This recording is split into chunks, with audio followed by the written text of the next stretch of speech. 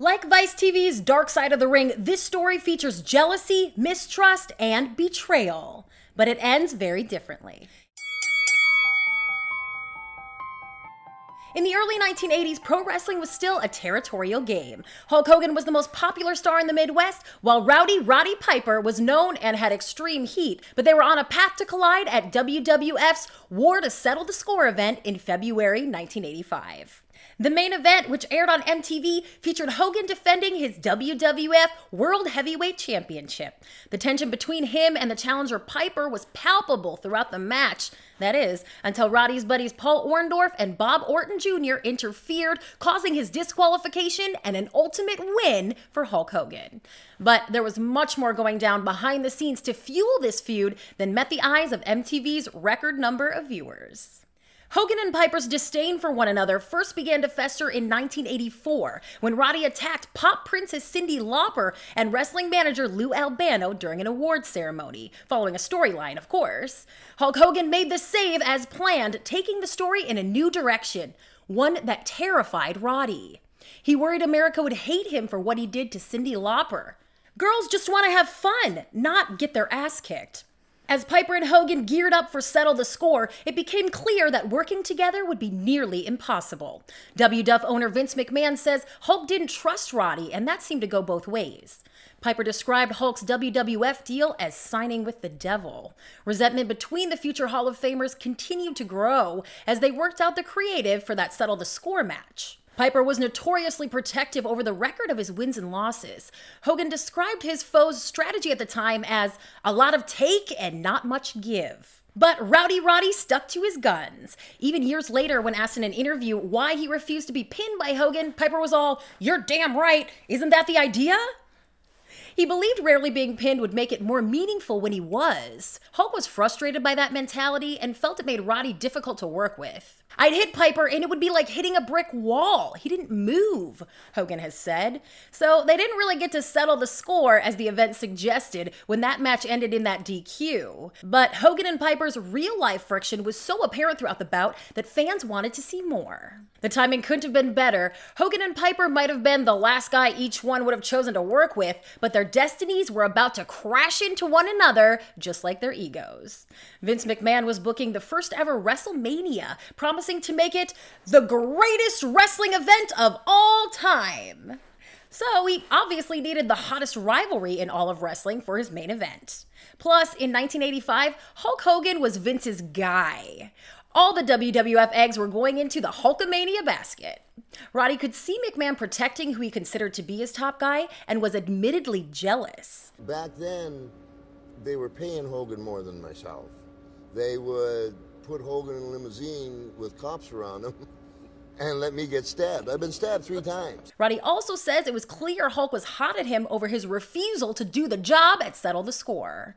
They would get another chance just weeks later. The team of Hulk Hogan and 80s television legend Mr. T took on Roddy Piper and Paul Orndorff at WrestleMania I, with Muhammad Ali as the match's special enforcer. This wasn't just a pay-per-view, it was a worldwide pop culture phenomenon sparked by the heat between Hulk and Roddy. Tension in the ring was palpable. Having Orndorff by his side meant Piper wouldn't have to take the pin for Hulkamania to run wild at WrestleMania.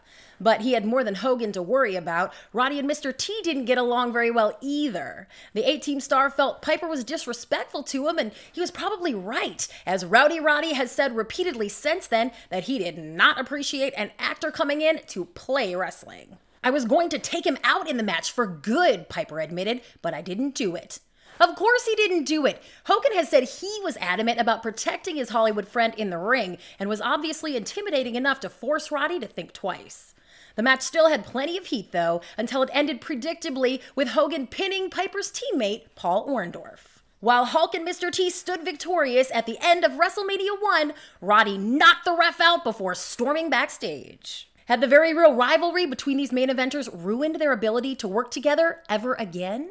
Hulk weighed in saying this in an interview years later. "There was legitimate heat between me and Piper. He always wanted to come out on top no matter what it was. I think it was detrimental to us really moving forward. Where do you go from there?" Hogan and Piper had a few more tag matches in 1985 to follow up, but fans never got a resolution to their on-screen feud. They wouldn't face each other again in singles action for over a decade. After years of being the face of WWF, Hulk Hogan left the company when his contract expired in late 1993. By March of '94, he popped up on the less popular but growing WCW. Roddy would remain under the thumb of Vince McMahon. But then, the invasion angle that would change the business. By 1996, Hulk was tired of telling fans to take their vitamins. He ditched his signature yellow gear for an edgier look and joined forces with the Outsiders, Kevin Nash and Scott Hall, who had also migrated to WCW from WWF.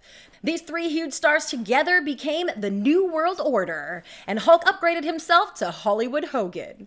The NWO was coming off a storyline feud with Randy Savage that capitalized on Hogan's history with him. But after he beat Macho Man at Halloween Havoc in 1996, the NWO got a huge surprise. Cue the bagpipes. Rowdy Roddy Piper, who had just left WWF the month before, was barreling down the WCW ramp. Hogan's longtime nemesis would deliver a 25-minute promo insisting that he was just as important to the big boom of pro wrestling as Hogan. So, was all the drama for the cameras? Or was the animosity between them still thriving after 10 long years? Here's what the legendary Arn Anderson, who was in WCW at the time, said just a couple weeks ago on his podcast. "The word is that Piper didn't like Hogan, that's for sure. Whether or not Hogan liked Piper or not, I don't know, but there was always the story that those guys really did not get along at all." Hulk spoke for himself in an interview years later, exclaiming, "I was all for it," when asked about Roddy signing with WCW. Really, nothing was causing as big a splash in pro wrestling as the NWO with Hollywood Hogan at the helm. He was excited to reunite with opponents he had drawn big with in the past, like Randy Savage and Roddy. Fans didn't just love the memories, they were dying to know whether these guys still had heat. They would get their answer at Starrcade '96, where Hollywood Hogan and Roddy Piper were set for singles action in what WCW was calling the match of the decade. Would the old foes work together this time, or would their creative differences again affect the outcome of this much-hyped match? That answer came before the big bout during a contract signing at the World War III pay-per-view. Fans in the arena were audibly shocked when Hogan forced Piper to show the scar from his hip replacement surgery a year before. It was gnarly, humiliating, and awesome. This memorable stunt was also the first sign that the legends were united behind the scenes. A month later, Starrcade '96 featured a stacked card of huge stars and championship matches. But everyone was waiting for Hollywood Hogan and Rowdy Roddy Piper's ultimate rematch. Piper made his entrance and walked the ramp all alone. There was no one else to take the pin this time. Had Roddy decided tonight was finally the night, or was Hollywood Hogan willing to give Piper the win he couldn't get against Hulk Hogan? After interference from Ted DiBiase, the Giant, and a fan who jumped the guardrail, only Piper and Hogan were left in the ring. Suddenly, Hogan throws a right hook. Roddy ducks, avoiding the punch in the face, leaving Hogan stunned and disoriented. Roddy quickly locks in a standing sleeper hold, rendering the face of the world's all-time biggest wrestling faction, NWO, Hollywood Hogan, helpless. Fans looked on in complete shock as Hogan's flailing arms went limp and he fell to the canvas. "He got him down," Tony Schiavone shouts on commentary. The ref checks on Hogan. Once, twice, 3 times. He can't believe it, but he calls for the bell. Ding, ding, ding. "Here's your winner, Rowdy Roddy Piper." The announcer didn't actually say that like they usually do, but the commentary team reiterated that Piper was victorious. Maybe hearing it announced to the entire arena would have been a bigger blow to his ego than Hollywood Hogan was willing to take. Seems like there was still some backstage politics at play there. But the two longtime rivals had certainly come together and entertained. When asked years later about that L, Hogan explained, "Fans don't want to see count out after disqualification. I think they expected more of the same." Not Not more of the same, but this rivalry still wasn't dead.